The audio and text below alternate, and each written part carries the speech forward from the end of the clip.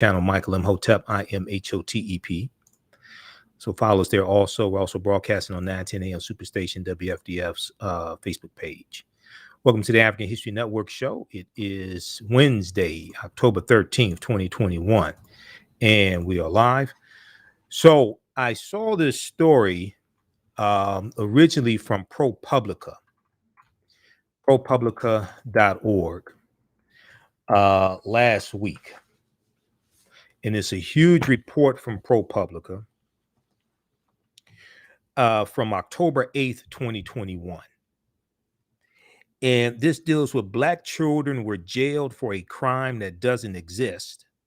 Almost nothing happened to the adults in charge. Black children were jailed for a crime that doesn't exist. Almost nothing happened to the adults in charge. This is a huge report from ProPublica about what happened in a county in Tennessee. Okay.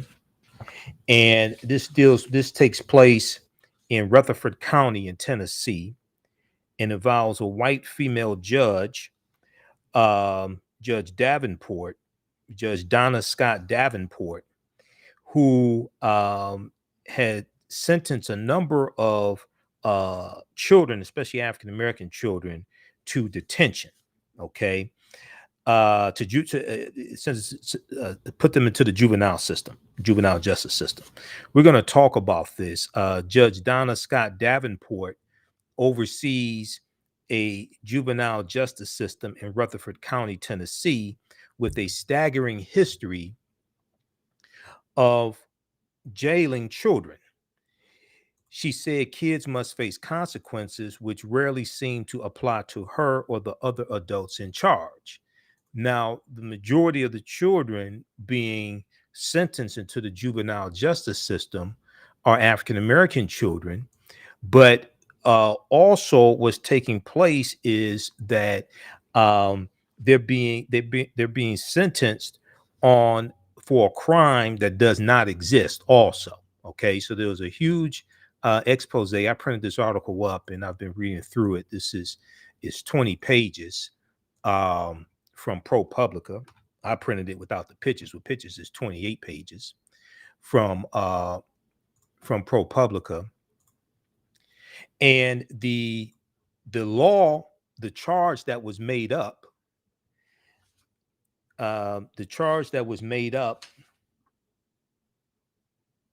is called criminal responsibility for conduct of another. Criminal responsibility for conduct of another. But it's a fake law.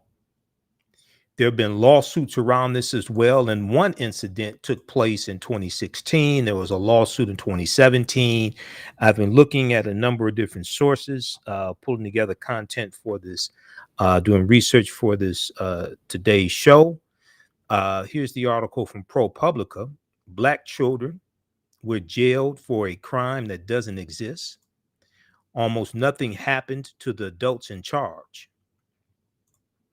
Judge Donna Scott oversees a juvenile justice system in Rutherford County, Tennessee, with a staggering history of jailing children. She said kids must face consequences which rarely seem to apply to her or the other adults in charge. And I saw a number of different stories on this. There was one piece on MSNBC that I saw this past weekend. Also, Mehdi Hassan on MSNBC did a story about this as well. I forgot the first piece on MSNBC, American Voices. Alicia Menendez. She ran a story about this. Also, the Black News Channel they did a good segment on this as well. So we're going to talk about this. And we're also going to talk about how America criminalizes Black youth. How America criminalizes Black youth. Mehdi Hassan on his show on Sunday, October 11th. I think that was Sunday. Monday. It had to be Sunday, October 10th, because he's not on Monday. But Mehdi Hassan on the Mehdi Hassan show on MSNBC he interviewed, and I want to get her name correct here. He interviewed Kristen Henning, and they talked about this story as well, and they dealt with how America criminalizes Black youth. Okay, so this also ties into the images of African Americans that are in the media as well. And the way you treat a people is largely based upon what you think about a people. What you think about a people is based upon what you've been taught about a people. What you've been taught about a people is based upon everything you've read, heard, and seen about a people. Also, there was some good reporting from WKRN News Channel 2 in the Tennessee area. Right now, on the African History Network show, we focus on educating, empowering, and inspiring people of African descent throughout the diaspora and around the world, because right now it's corrects wrong behavior. What you do for yourself, what you do to yourself, and what you allow other people to do to you and get away with is based upon what you think about yourself. What you think about yourself is based upon what you have been taught about yourself. What you've been taught about yourself is based upon everything you've read, heard, and seen about yourself. I want to remind you, I will be speaking at Hartford Memorial Baptist Church for the Social Justice Conference. I'll be there Saturday, October 16th. My workshop is 10 a.m. To right about 11 a.m. The keynote speaker this year for their Social Justice Conference 2021 will be Minnesota State's Attorney General Keith Ellison. Minnesota State's Attorney General Keith Ellison will be the keynote speaker for the Social Justice 2021 conference at Hartford Memorial Baptist Church in Detroit, taking place Friday, October 15th through Sunday, October 17th. Visit their website, hmbcdetroit.org, for more information. Tickets are $25 for the entire conference. hmbcdetroit.org. That includes the workshops as well. And I'll be there on Saturday. There'll be, you get the keynote luncheon also. There'll be vendors there. We'll have a vendor booth for the African History Network also. All right. We'll post information at our website, AfricanHistoryNetwork.com, about this as well. Okay, I want to jump into this first. I want to jump into this topic here. I want to look at the first article. We're going to go to clip one here, Shakita. WKRN Channel 2 in Tennessee has a story on this. So I was checking a lot of local news sources there in the area about this story as well. Rutherford County judge who illegally jailed Black children using fake law faces renewed criticism. A Rutherford County judge illegally jailed children even when there was no crime committed. According to, let's increase the size of this, according to WLPN and ProPublica.org, Judge Donna Scott Davenport, a white female judge, in case you haven't figured it out by now, Judge Donna Scott Davenport instituted a policy that all children charged with crimes be processed at a detention center. In the year 2016, 11 African-American elementary school children were detained and or locked up after allegedly witnessing a fight between a 5-year-old and a 6-year-old. Let's go to this clip number one, Shakita, and find out what happened.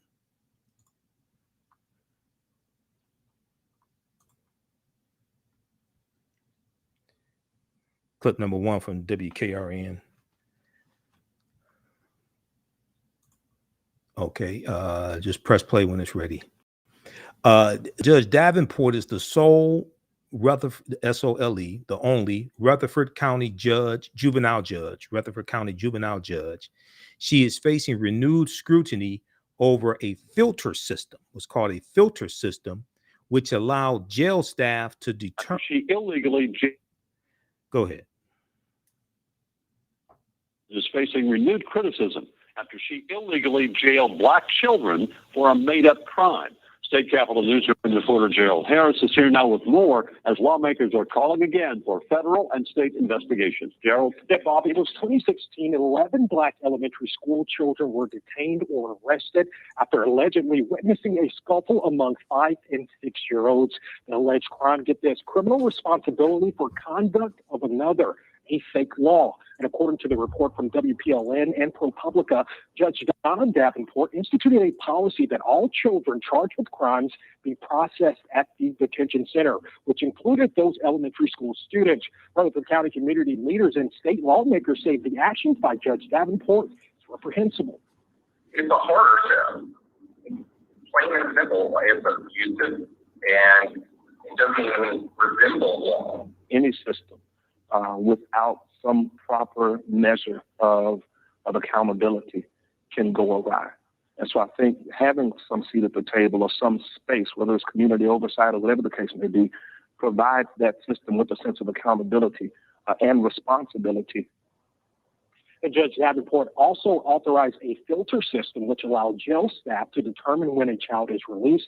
I reached out to Governor Bill Lee, Speaker of the House Cameron Sexton, and Lieutenant Governor Randy McNally for comment on the judge's actions and have not heard back. Democratic lawmakers are calling on DCS and federal agencies to investigate. In 2014, 48% of children jailed under Judge Davenport's watch was 48%, excuse me. The statewide average then was 5%. Bob? Type 2 diabetes. Okay, you can pause. You can stop it right there. In 2014, you can stop the clip. In 2014, 48%. Thank you. In 2014, 48% of children were jailed under Judge Davenport's watch. The statewide average at the time was 5% who were jailed. The statewide average under Judge Davenport in the county, in Rutherford County, 48% of children were jailed.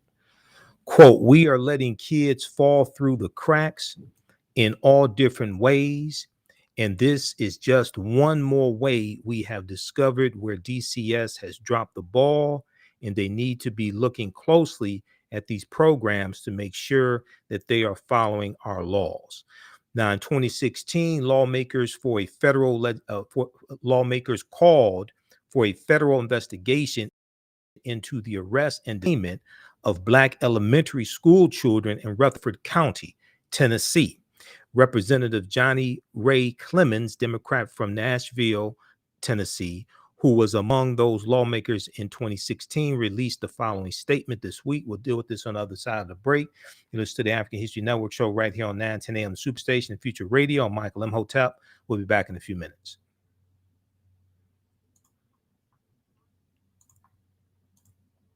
Stand by, everybody. Back from break in 4 minutes. Stand by. Share this broadcasting on social media platforms. Invite your friends to tune in also.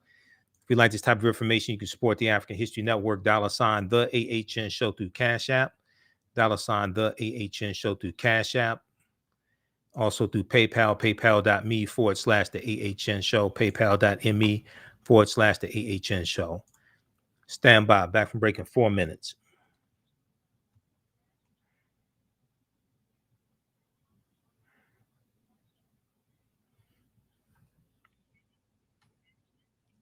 All right, stand by.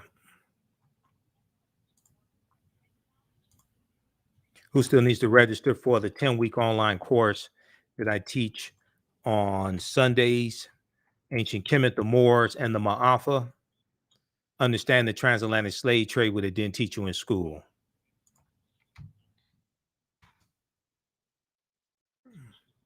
Stand by.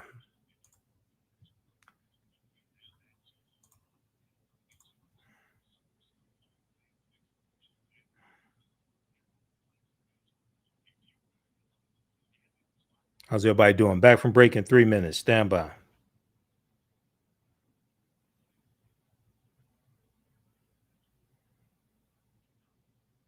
Okay, we'll post a link here so you can register for the 10-week online course that I teach on Sundays.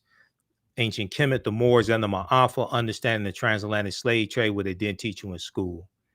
If you missed the interview that I did with Dr. David Imhotep, author of the book, The First Americans Were Africans, Documented Evidence, is archived here on Facebook and YouTube. You can go back and watch it. Laws and policies that put us in this predicament. It's going to be laws and policies that take us out. So when you control the radius of a man or woman's thoughts, you control the compass of his or her actions because the mind can't do or teach what it doesn't know. We have it all on 910 AM Superstation. 910, the Superstation, Detroit's only African-American talk radio. Welcome back to the African History Network show right here on 910 AM, the Superstation, the Future Radio. I'm your host, Brother Michael Imhotep. It is Wednesday, October 13th, 2021, and we are live. Calling numbers 313-778-7600, 313-778-7600 is the calling number if you have a question or comment. We're going to go back to the story here. Black children were jailed in Tennessee for a crime that doesn't exist by a white county judge. We're going to go back to the story here in just a minute. Want to remind you that you can register for the 10-week online course that I teach on Sundays, 12 noon to 2 p.m. Eastern Standard Time. Ancient Kemet, the Moors, and the Maafa, understanding the transatlantic slave trade, what they didn't teach you in school. Ancient Kemet, the Moors, and the Maafa, understanding the transatlantic slave trade, what they didn't teach you in school. Kemet's one of the original names for Egypt. The Maafa is a Kiswahili term, Maafa, which means the great disaster that refers to our Holocaust, the transatlantic slave trade. We deal with thousands of years of history, and we deal with what leads up to the transatlantic slave trade taking place. Next class is Sunday, October 17th, 12 noon to 2 p.m. Eastern Standard Time. And it's a 10-week online course. Each class we go through and deal with thousands of years of history, starting in ancient Africa, the Nile Valley region of Africa. We deal with the 800-year occupation of Europe by the Africans known as the Moors, and we deal with what leads up to the transatlantic slave trade taking place. We do the classes live. All the sessions are recorded. You can go back and watch it over and over again at our website, AfricanHistoryNetwork.com. Click on register here. It takes you to the next page. Click on enroll. And as soon as you enroll, you can start watching content. You can watch a class we just did this past weekend, and you'll be ready for class on Sunday. Okay, the class is on sale, $80, regularly $130. And even after the 10-week online course is over with, you still have access to the full class. You can go back and watch the full class. Like next year, you want to watch it, you can go back and watch the full class. Okay. All right. So register for that. And we'll talk about that a little more. I want to go back to this story here. ProPublica, all the news outlets are reporting on this. I first saw this story October 8th. Is a big article from ProPublica. You may have seen it on social media. Okay. Black children were jailed for a crime that doesn't exist. Almost nothing happened to the adults in charge. All right. And the crime that they were charged with, we're going to go to clip 2 here in just a second, Shakita.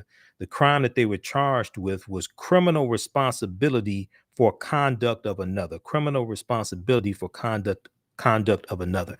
Now, this also gets into work that people like Dr. Philip Atiba Goff have done, which deals with how African-American children are viewed as more dangerous at a younger age and viewed to have criminal tendencies at a younger age and held to a higher standard than their white counterparts at a younger age, starting at age 5. Dr. Philip Atiba Goff has done research on this. You know, we've talked about adultification bias in African-American girls as well. So all this is connected and operates within a system of white supremacy and racism. Right before the break, we were talking about a statement out of Tennessee from Representative John Ray Clemens, Democrat from Nashville, Tennessee. In 2016, lawmakers called for a federal investigation into the arrest and detainment of African-American elementary school children in Rutherford County, Tennessee. Representative Johnny Ray Clemens, Democrat from Nashville, who was among those lawmakers in 2016, released the following statement this week. Quote, as I stated in 2016, there is no rational justification for any of this in our society. But both state and county have obviously failed children, and families, predominantly Black individuals, in this and countless other ways. In this and countless other ways. This has notably been true throughout American history in our legal and penal system, and it's way past time to reevaluate the structural framework which allows such instances of inequity and injustice. It's interesting that Governor Bill Lee of Tennessee also signed a bill banning the teaching of critical race theory in schools K through 12, even though critical race theory is not taught in K through 12 schools. You remember the story we dealt with, the crazy ass woman out of Tennessee who started a petition to ban the civil rights books in Tennessee, civil rights books geared towards children. Okay, see, this is all taking place in a climate post-Trump, but it's a climate that is targeting critical race theory. Now, keep in mind, so the attack on critical race theory didn't start in 2016, but white supremacy was alive and well in 2016, especially with the rise of Donald Trump. Okay, so this incident took place in 2016. There was a lawsuit in 2017 also, and just connecting the dots and understanding a system of white supremacy and racism, what it is and how it works.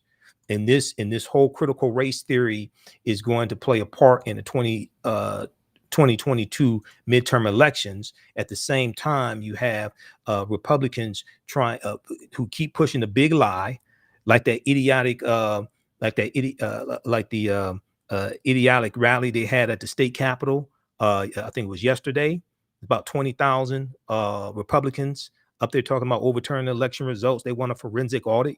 Most of them can't spell forensic, and they can't tell you what the hell a forensic audit is either. Okay, see, this is this whole white grievance initiative that's attached to critical race theory, that's attached to grievance against wearing masks. Okay, personally, I hope they stop wearing masks. To tell you the truth, all those dumbasses. If you don't want to wear a mask, don't wear a mask. That's fine. Breathe on each other. Stay the hell away from me. Okay. But anyway, that's just me. Tennessee parents say some books make students feel discomfort because they're white. Now, in the article, the parent who started this petition, so remember, we talked about this here. All this is connected.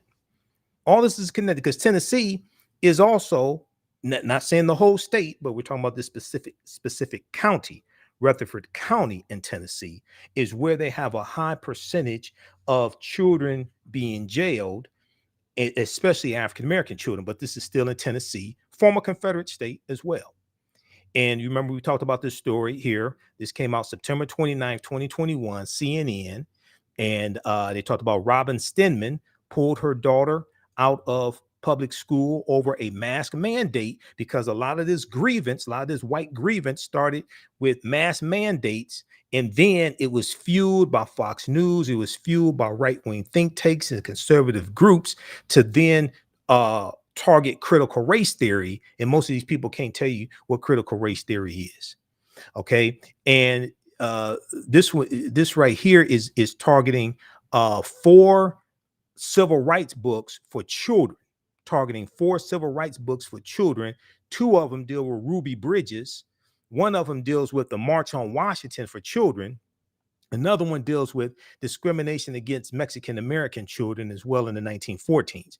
Now, in May of 2021, Governor Bill Lee of Tennessee signed HB 580, a law aimed at banning so-called critical race theory from schools. Educators argue that critical race theory is not taught or included in the K through 12 curriculum and is usually an elective class in college or law school. All of this is connected.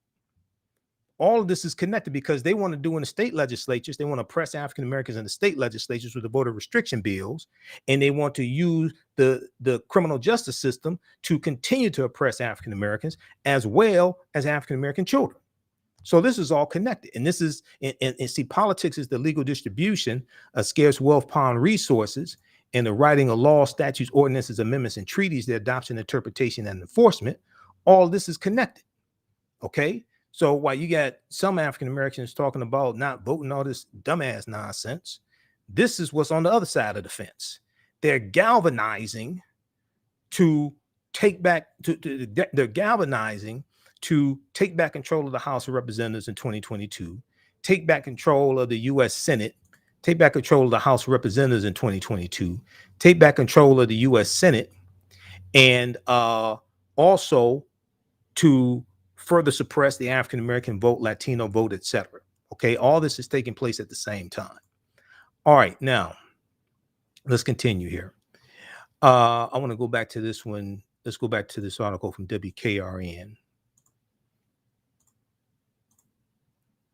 Okay, so this is the statement from Representative Johnny Ray Clemens, Democrat from Nashville. Quote, "This has notably been true throughout American history in our legal and penal system, and it's way past time to reevaluate the structural framework which allows such instances of inequity and injustice. Those of us in whom the public has placed its trust have a duty to correct the multi-layered legal and administrative issues facilitating the type of unchecked barbarism, looking ourselves in the mirror as decision makers within an inherently flawed system. We must admit that we failed too many for too long. As an attorney, I am limited in sharing my personal opinion on sitting judges, but these individuals, through their own acts and admissions, have proven themselves wholly unfit for the important positions they currently hold." Now, it's important to note that the position that Judge Donna Scott Davenport has is an elected position. This is an example of how elections have consequences. This is an example of how it's not just about president, House of Representatives, U.S. Senate, governor. All that's important, but also what's important is judges, county prosecutors, things like that. That's important as well. Those positions are important also. Okay, let's continue here. Now, I want to go to, let me continue with this article here from WKRN. In a settled lawsuit in 2016, Rutherford County, Tennessee agreed to pay out $397,500 to the 11 African-American children who were illegally arrested by the police. All this, we got more information on that. The officer who signed off on the charges was suspended for only 3 days.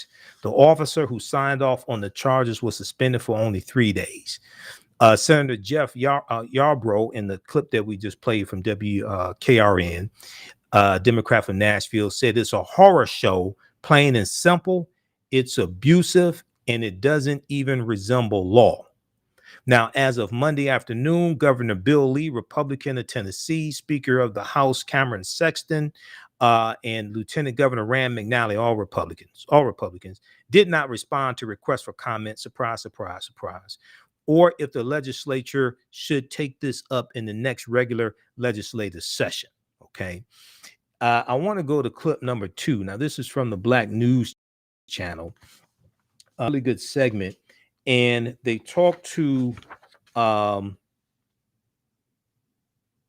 in this segment here, they talk to a writer from, I think she was from ProPublica, Mariba Knight.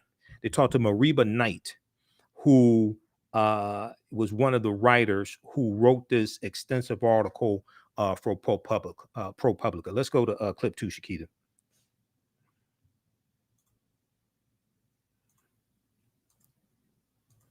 This hour with an alarming new report based on a joint investigation by ProPublica and Nashville Public Radio. A decades-long system and practice of arresting and jailing mostly Black children in Rutherford, Tennessee. At the head, the mother of the county, as juvenile court judge Donna Scott Davenport sometimes called herself. That's according to this report. Now, the judge calling her work, quote, God's mission, while performing so-called God's mission as the head of the county's juvenile justice system, allegedly directing police to arrest children at an alarming rate. It was literally a school-to-jail pipeline, according to this article. Among cases referred to the juvenile court, the statewide average for how often children are locked up was just 5%, but in Rutherford County, it was 48%. Joining me now, the co-author of this report, this alarming report, Maraba, Knight of Nashville Public Radio. Maraba, welcome to DNC Live. First, it's a pleasure to have you. More importantly, thank you for exposing this. Walk us through how this story came about. Yeah, well, first of all, thank you for having me. So the incident you're talking about was a mass arrest in 2016 of 11 children that were taken in all for watching a fight. The charge was criminal responsibility, which turned out to not even be a real charge, and we'll get more into those details in the story. But a number of children were swept up in this, and it was really the tip of the iceberg. It revealed something really troubling, a pattern in practice in this county that involved this judge and her appointed jailer that were sucking in huge numbers of children to the juvenile court and the juvenile detention center. Well, let's talk about this pattern of practice. Were you surprised by what you uncovered? Yes and no. I had been following the story for a few years. I had heard from lawyers that talked about the high numbers of children that were being detained and sucked into the system. But what really did surprise me was just how much oversight was lacking in this case. So I knew about what was happening in Rutherford County. I knew that this judge had directed law enforcement to, when children were arrested for whatever the alleged crime was, even if it was truancy, to take them to the detention center. And I knew that once they got to the detention center, there was this overly aggressive system that was taking a lot of them and saying that they were a threat and that they needed to be kept.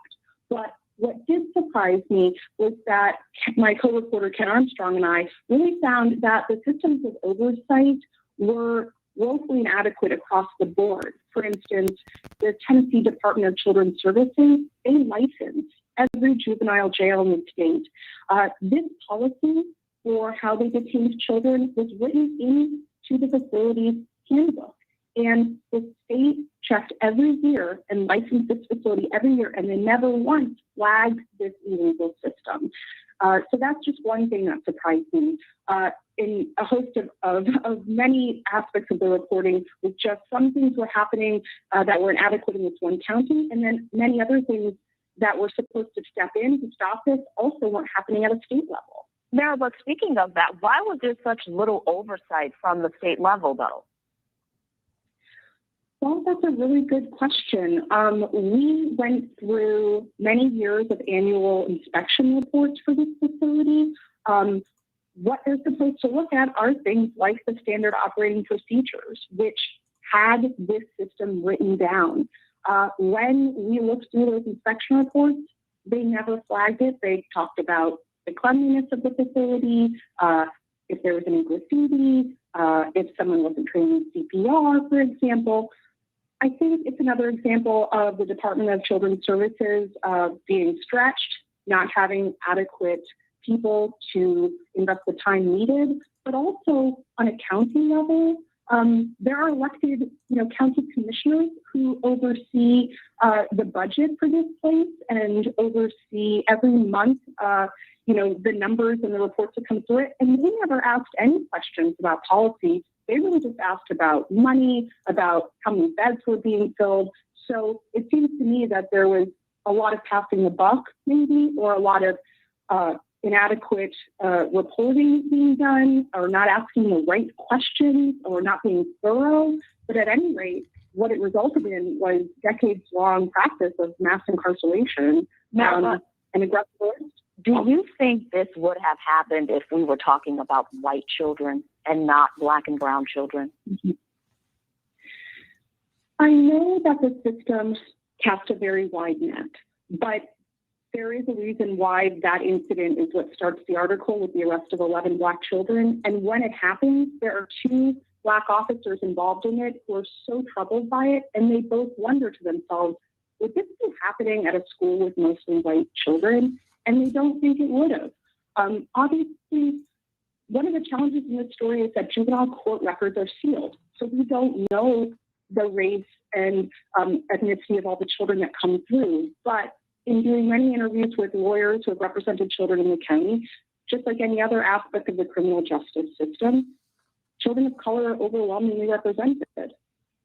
Now, in your article, kids as young as 7 years old being locked up, the county violating federal law 192 times by keeping kids locked up longer than 24 hours, at times having them locked up to 10 days.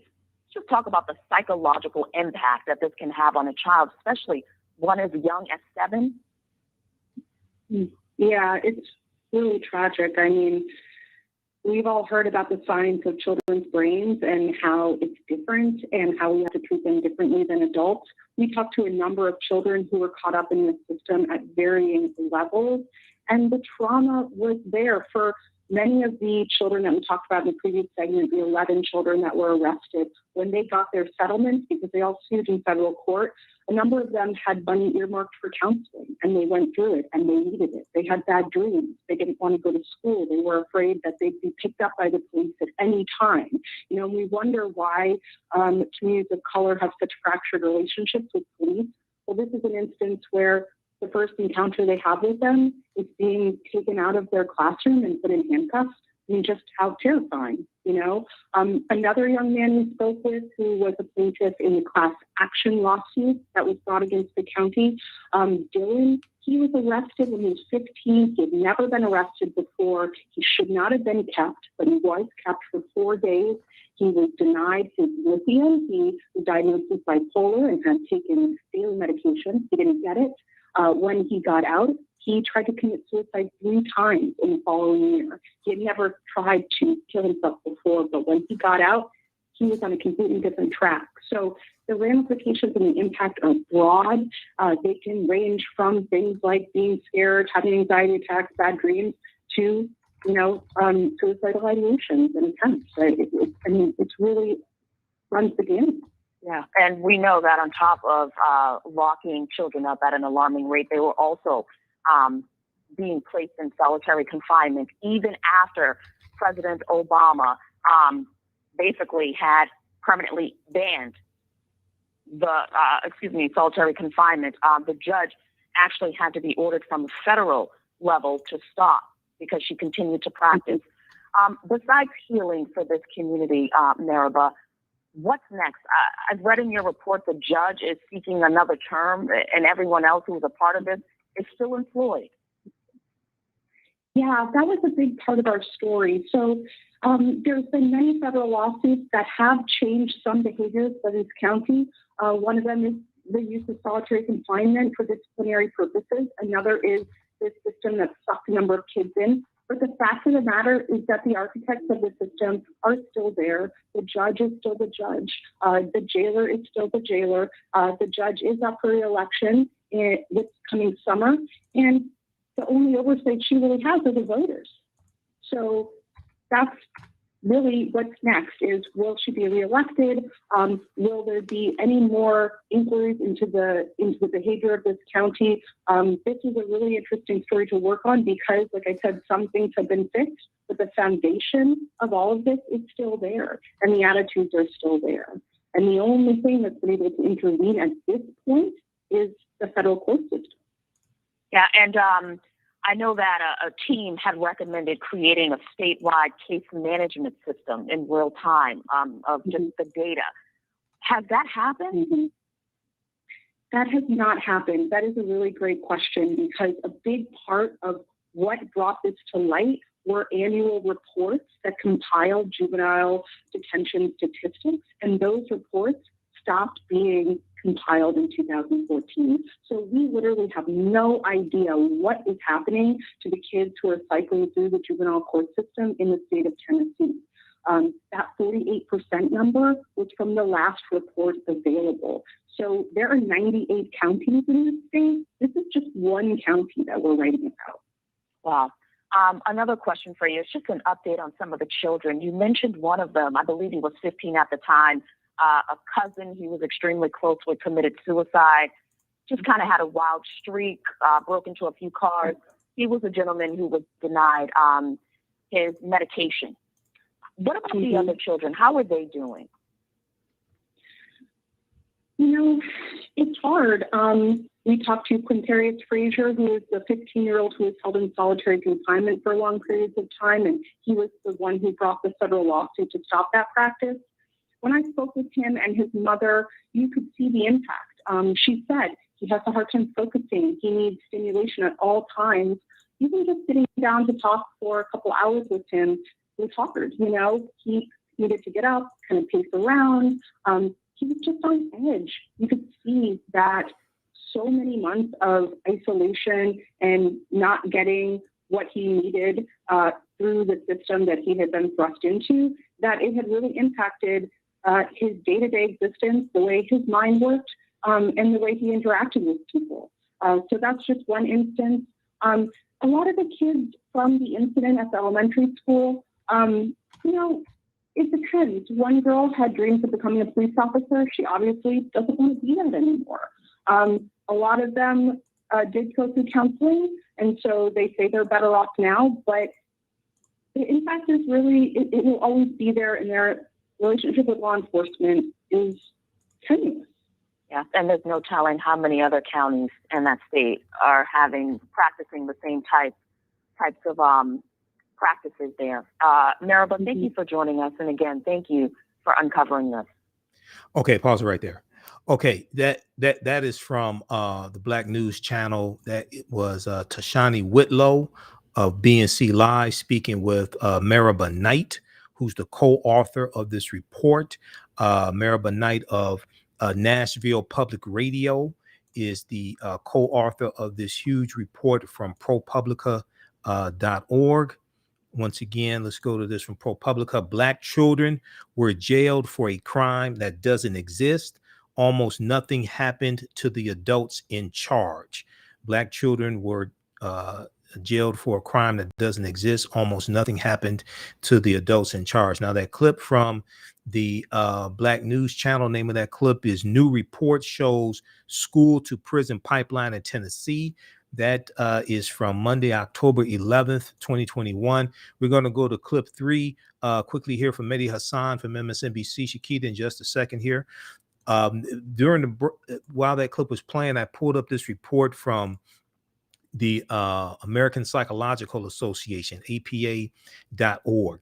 This is a study that I referred to earlier in the show from Dr. Philip Atiba Goff of the University of California, Los Angeles. Black boys viewed as older, less innocent than whites, research finds.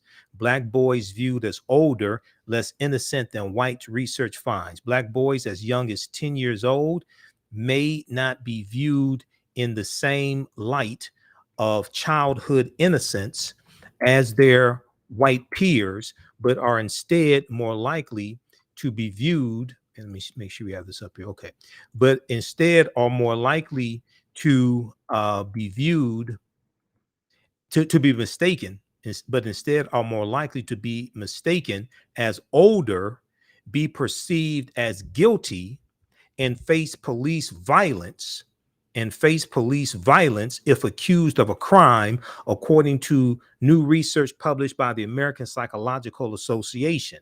Quote, children in most societies are considered to be in a distinct group with characteristics such as innocence and the need for protection,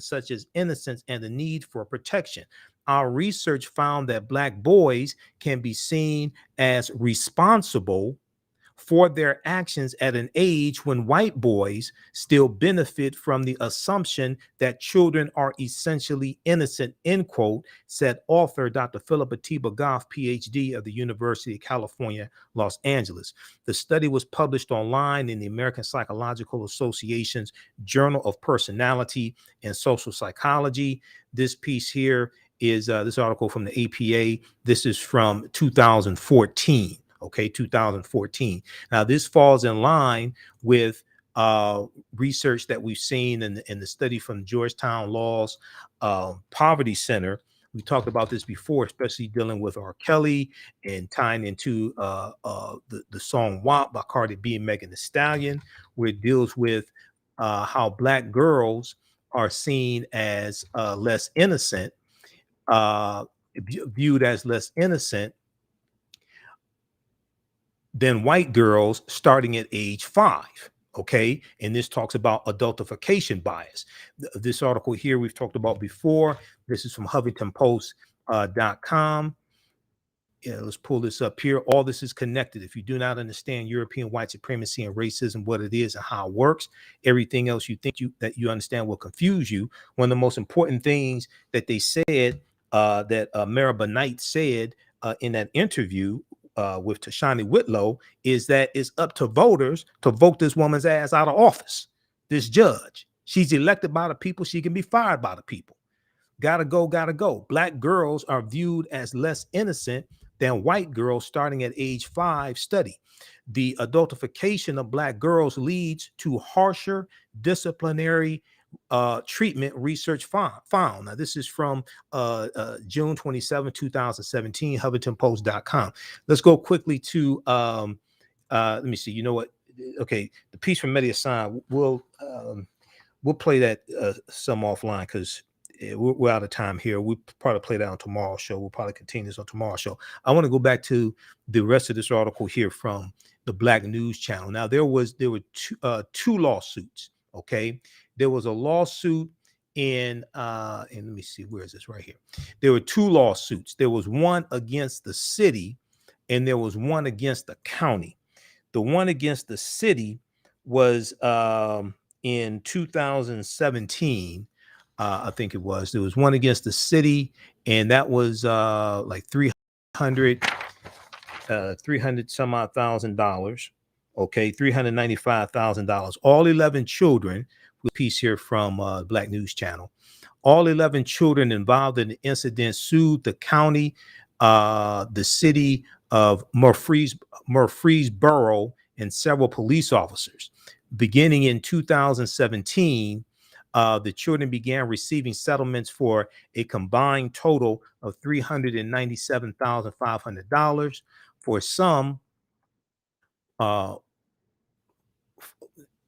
some of the children, the money was specifically set aside for counseling services. Okay. Now, the county was also hit with a class action lawsuit accusing it of illegally arresting and jailing children. The lawsuit was settled in June 2021, and the county agreed to pay $11 million to the children. Years prior, in 2017, a federal judge ordered the county to stop using the filter system, Now, Judge Davenport, Donna Davenport, who needs to be voted out of office. Now, Judge Donna Davenport and the detention center focus on detaining children from other counties. According to the investigation, 39 counties and the U.S. Marshals Service contract with Rutherford County, Tennessee for the facility. Okay. Read this good reporting here from the Black News Channel. The clip that we just played is also in this article. Tennessee County exposed for history of jailing Black children. This piece is by Elisa Wilson, October 11th, 2021, BNC.TV, the Black News Channel. All right, if you'd like to stop your information, be sure to register for the 10-week online course that I teach on Sundays from the Civil War to the ancient Kemet, the Moors, and the Maafa. Understand the transatlantic slave trade, what they didn't teach you in school. That's at AfricanHistoryNetwork.com. Ancient Kemet, the Moors, and the Maafa. Understand the transatlantic slave trade, what they didn't teach you in school.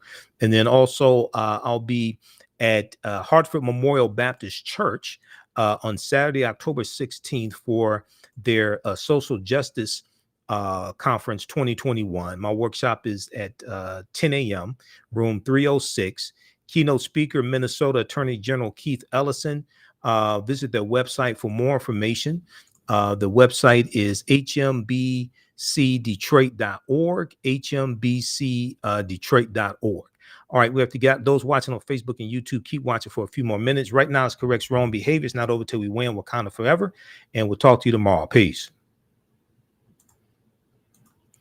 Stand by. Okay. Let's see here. We got this right here. Okay. Keith Ellison's keynote speaker. My workshop is on Saturday. The conference is Friday, October 15th through Sunday, October 17th.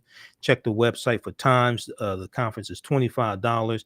You can pay at the door. Let them know you want to go to my workshop also. Let me refresh the screen here just a second here.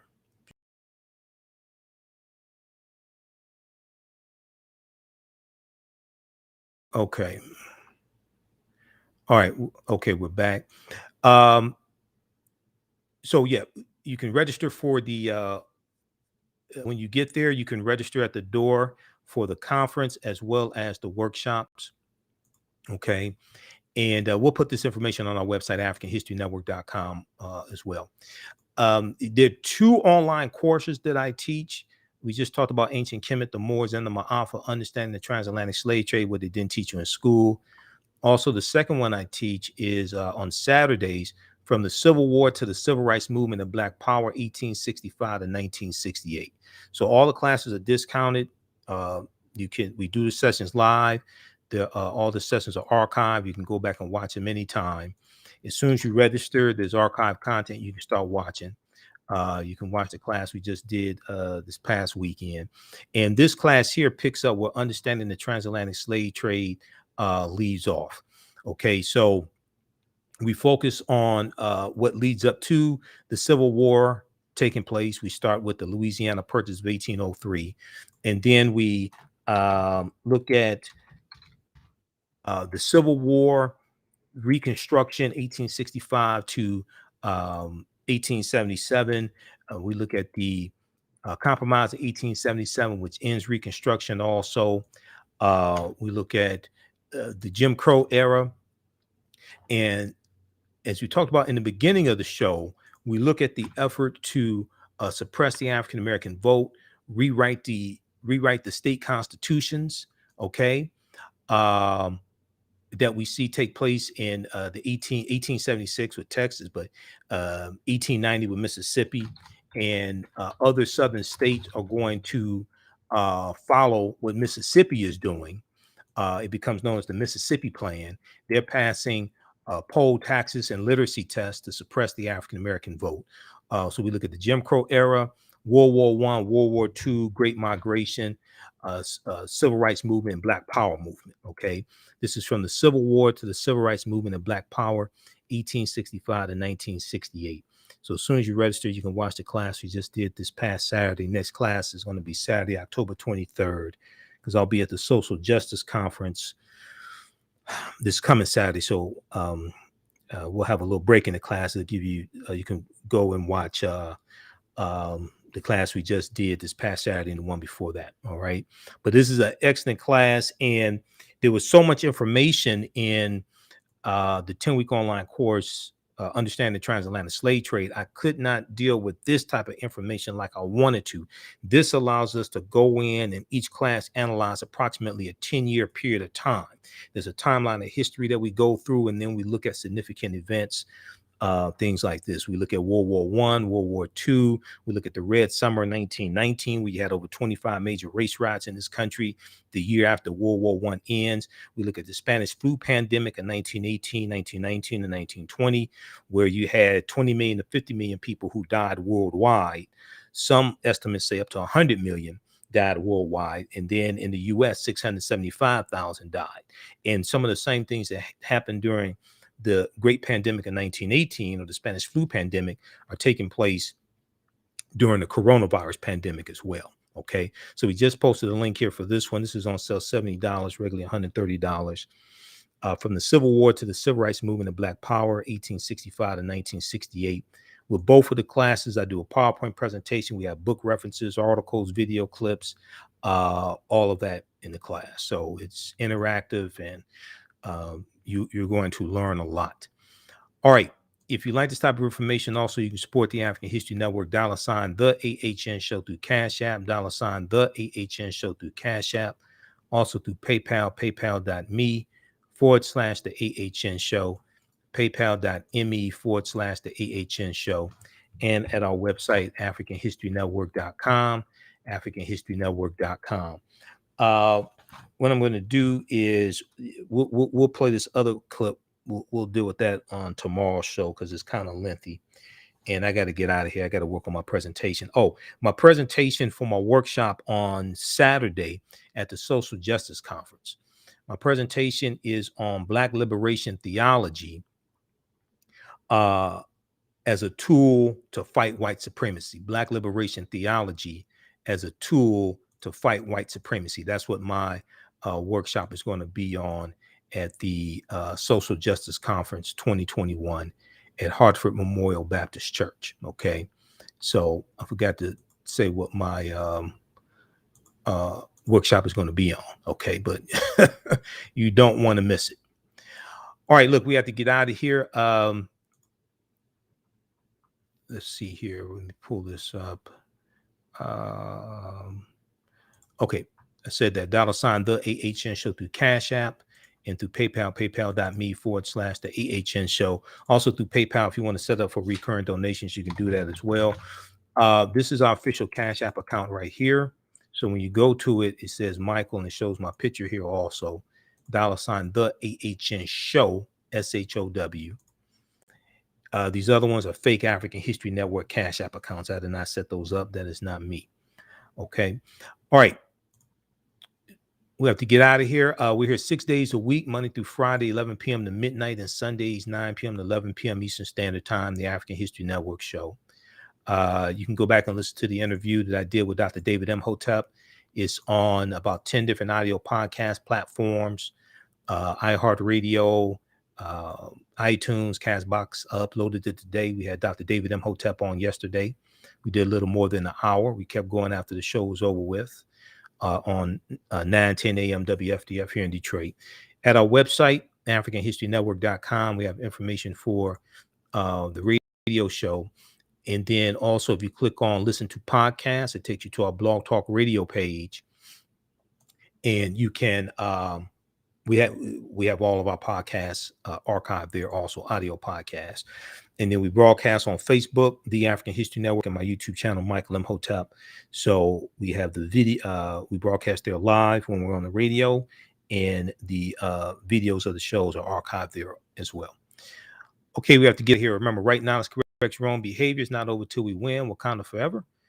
And we'll talk to you tomorrow. Peace. Thanks for tuning in.